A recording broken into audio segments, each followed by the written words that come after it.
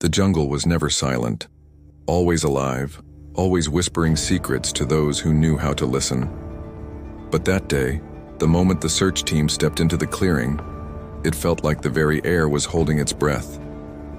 They weren't the first to arrive at the clearing. Days before, a local guide had led them to its edge, pointing to the spot where an explorer's spirit was said to linger. Now the guide was gone, and the path leading to the clearing was lost. But they had what they came for. A compass that spun wildly in circles in the promise of answers, whatever form they might take. In the center of the clearing, half buried in a bed of dry leaves, was a skeleton. One hand was curled into a fist, the other reached out as if clawing at the air. But it was the grip in the skeletal hand that made their blood run cold. A cracked phone, old but still blinking, still clutched the explorers' last moments like a lifeline. The discovery sent a chill down their spines, the kind that has nothing to do with the humid jungle air. It was the kind of cold that settled deep in your bones, making you question everything you thought you knew. As if sensing the gravity of the situation, the jungle fell silent, amplifying the sound of their own heartbeats.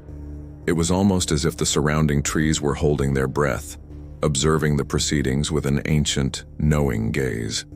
One of them swallowed, his Adam's apple bobbing nervously. "What do we do?" His voice was barely a whisper, tight with tension. No one spoke for a long moment. They just stared at the skeleton at the phone, trying to comprehend the implications of what they were seeing. It didn't seem real, like something from a horror movie, not something they would stumble upon in broad daylight. Finally, someone spoke up, their voice shaking slightly. "Can we turn it on? The phone, I mean." As if in response, a gentle breeze rustled through the leaves, causing them to dance in the sunlight. The jungle seemed to be holding its breath, waiting for an answer. With trembling fingers, one of them reached out and tapped the screen. It blinked back at them, a stark white light cutting through the green gloom. Then, almost as if by magic, a video began to play. What they saw next changed everything. The video started innocuously enough. It was a typical vlog, bright and cheery, just the sort you'd expect from an enthusiastic explorer. On the screen, a young man with a disarming smile looked directly at the camera, his tone casual, upbeat. "Hey guys, I hope you're having an awesome week wherever you are in the world. I know I am," he said, his eyes sparkling with adventure. "Today is going to be an exciting day because we're going deep, deep into uncharted territory. The locals have been talking about it for weeks now, this hidden gem tucked away in the heart of the jungle, and I finally convinced them to show us where it is. Rumor has it there's an ancient temple hidden here, something the outside world doesn't know about.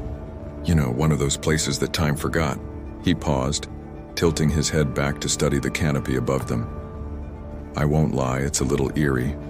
The locals told us about it, yeah, but they also warned us about what surrounds it. Death, darkness, and symbols that make your skin crawl. Symbols that even the bravest of souls hesitate to decipher. It's quite the enigma, isn't it? But that's the appeal, right? Isn't it the allure of the unknown that draws us in, makes us curious, makes us brave?" He flashed a charming grin at the camera, his teeth white against his tanned skin. "Well, let's unravel this mystery together, shall we?" But as the minutes passed, the light in his eyes dimmed, replaced by a dawning realization. The shadows in the trees seemed to move with a life of their own, twisting and contorting in unnatural ways. The whispering voices in the background grew louder, more insistent. And he started hearing things, laughter echoing through the trees, soft, mournful crying, and whispers that sounded eerily like his name being called. His face paled, his smile vanishing like a mirage. I didn't expect this," he stammered, his voice tight with fear. "The locals, they said it was safe, that we could explore freely. But this is different." He turned the camera around, capturing the dense foliage that surrounded them, the tangled vines and gnarled roots that seemed to reach out like grasping claws. "What do we do?" he whispered, his voice hoarse with terror. "How do we get out of here? The path, it's gone. I can't find the way out." Then in the final clip, he lowered his head, his shoulders slumping in defeat. His blood-stained shirt a stark contrast against the verdant backdrop, his eyes wide and wild with panic. "If someone finds this, if anyone watches this, please believe me," he whispered urgently. "I wasn't alone out here. There's something following me, something watching. It doesn't want me to leave. It wants me to stay here forever. Please, if you see it, run. Don't hesitate. Don't try to fight it. Just run." The screen went black. Static filled the air, and then the video ended. The phone died. They were left in stunned silence, the jungle buzzing around them, yet it might as well have been silent for all they could hear. Their breaths mingled with the sounds of the jungle, creating a symphony of fear. One of them, unable to bear the silence any longer, whispered, "That can't be real. This has to be some kind of joke, right?"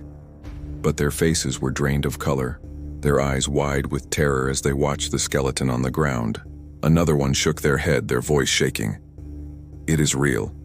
We found the video, the same video the guide talked about, the one that shows us how he died." Suddenly the trees stirred. It wasn't the gentle rustle of leaves in the breeze, but a deliberate movement, quiet yet unsettlingly close. They all froze, their eyes darting from the trees to the phone in their hands. One of them whispered, "We need to go," the urgency in their voice betraying their attempt at calmness. But before they could move, a voice echoed through the clearing. The same voice from the recording, only colder, harsher, devoid of humanity. "You shouldn't have come here." Terror seized them, not because they heard the voice, but because they knew whose it was. They turned slowly, their faces paling as they saw the movement in the trees, the unmistakable signs of intelligent design. He'd been dead for days, or so they thought. But the fact that he was watching them, lurking in the shadows ready to strike, was terrifying. Their guide had warned them, hadn't he? He'd spoken of the explorer's spirit, of the dark presence that lingered in the clearing, feeding on the fear and despair of those who entered. And now they were paying the price for their curiosity, for their thirst for adventure. One of them screamed, breaking the silence, the sound raw with terror. It echoed through the clearing, bouncing off the ancient trees, a desperate plea for help that went unanswered.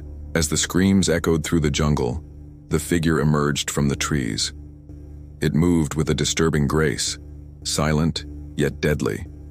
Its eyes glinted with a malevolent light, and its presence sent chills down their spines. It was closer now, its face contorted in a silent snarl, its eyes boring into theirs. In its hand, it held the machete, its blade glinting ominously in the fading light. Panic seized them. They turned and ran, crashing through the undergrowth, their screams swallowed by the dense foliage. But there was no escape. The jungle was a labyrinth, and he knew its secrets. They heard him behind them, moving with a speed that defied the terrain, crashing through the undergrowth, his heavy breathing close behind them. There was nowhere to hide, nowhere to run. This was the jungle's clearing, and he was its protector, its guardian, and they were trapped in its unforgiving embrace. As the darkness closed in around them, they knew they were not running for their lives. They were running for their souls. The jungle was never silent, always alive, always whispering secrets to those who knew how to listen. But today, the silence was deafening, broken only by their terrified screams, a chilling testament to the horrors that awaited them in the heart of the jungle.